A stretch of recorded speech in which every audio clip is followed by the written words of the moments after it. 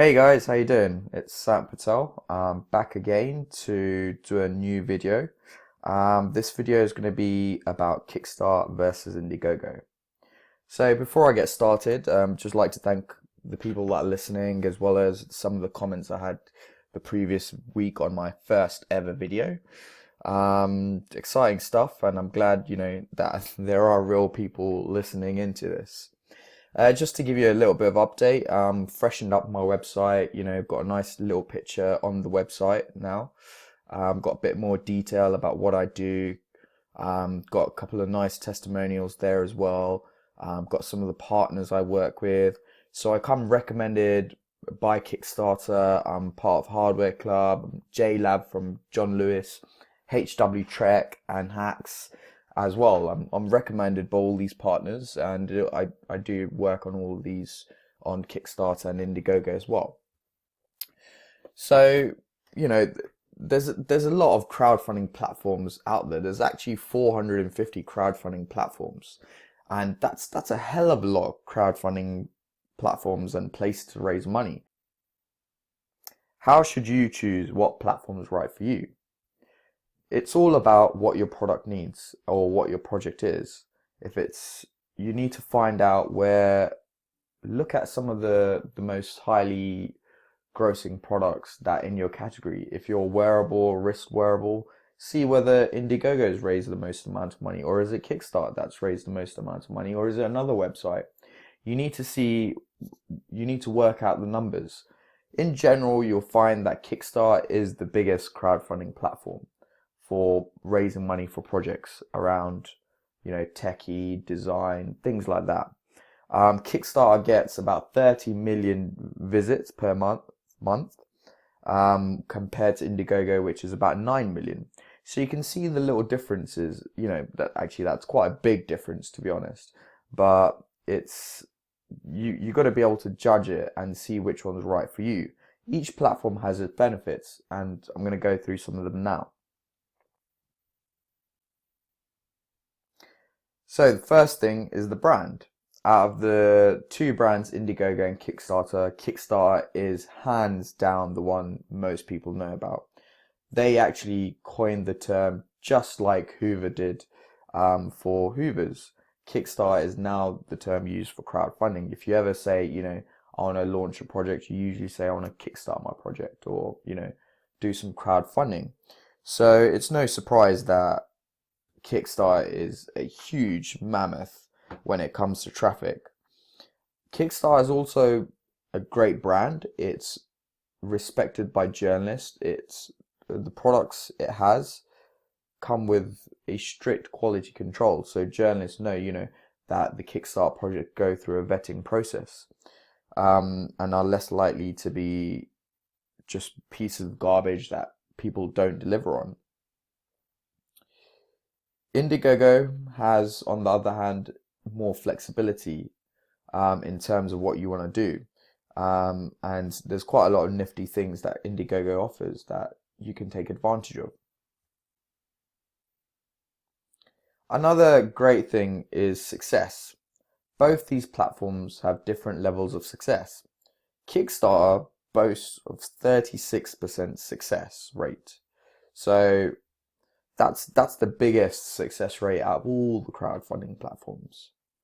Whereas Indiegogo, on the other hand, has a success rate of 9%. But Indiegogo also offers flexible funding. So, some of its data is quite skewed, and it's not very forthright in its data as well. It's much more secretive than the other funding platforms. The other big factor differentiating the two is all or nothing versus flexible funding. Indiegogo offers flexible funding, so you could put a funding goal of 50,000, but if you only raise 20,000, you can have access to that. It also gives you access to the money quicker, so you don't have to wait around as much.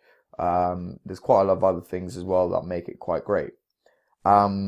Kickstarter is more of an all or nothing. If you're asking for 50,000, that's what you've got to raise. Otherwise, you're going to become not funded. So yeah, the Indiegogo data might be a bit skewed. Another big factor is project flexibility. Kickstarter has stricter requirements for registration. They got 3 major rules: no personal projects, no charity, and the project must have a working prototype. Whereas Indiegogo, on the other hand, is much more flexible. You can chuck up anything as long as you're on that platform. They don't care too much. There was also a recent example of this.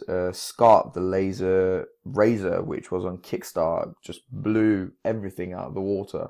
The first couple of days it launched it, I think it raised a couple of million straight away, and it was a really big project. But after a couple of days, it was removed from the platform because they couldn't produce a prototype of the product or, explain in depth how it was.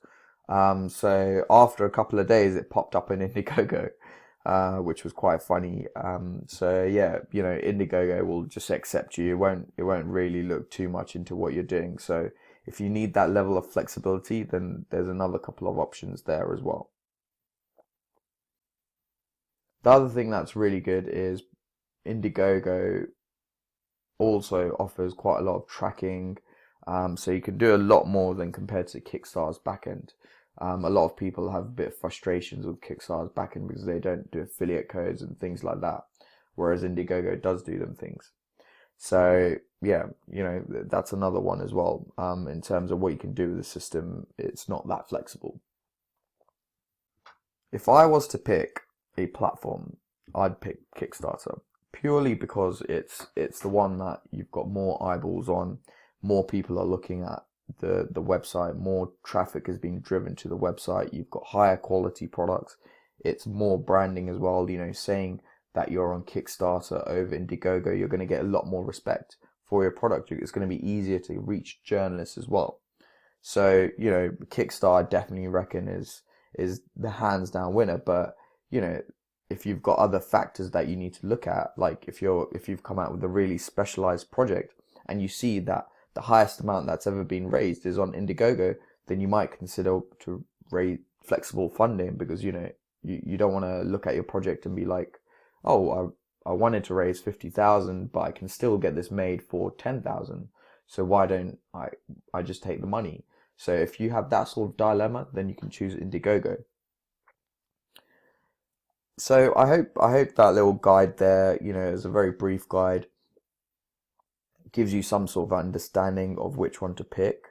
I'd definitely pick Kickstarter for all the reasons I mentioned, but also because you can always go on Indiegogo afterwards and access the user base through on demand. So if your project did really well on Kickstarter, then you can also launch your project on Indiegogo and carry on getting sales, as well as Indiegogo helping you out. They'll send out a newsletter. You can make these sorts of arrangements, but Kickstarter, you can't make arrangements. So if you are disputing between the two and you're trying to get them to give you projects we love or something like that, you've got more leeway with Indiegogo, who will play around with the amount you give them, as well as they might be able to assist you with journalists, and they'll be able to offer little perks that will give a little boost to your project. Whereas Kickstarter, they have a very the same sort of view that they take on everyone, which is we take every project as it is, and if we like the project, then we'll stick it on projects we love. So yeah, so there are a couple of the things you've got to really think about.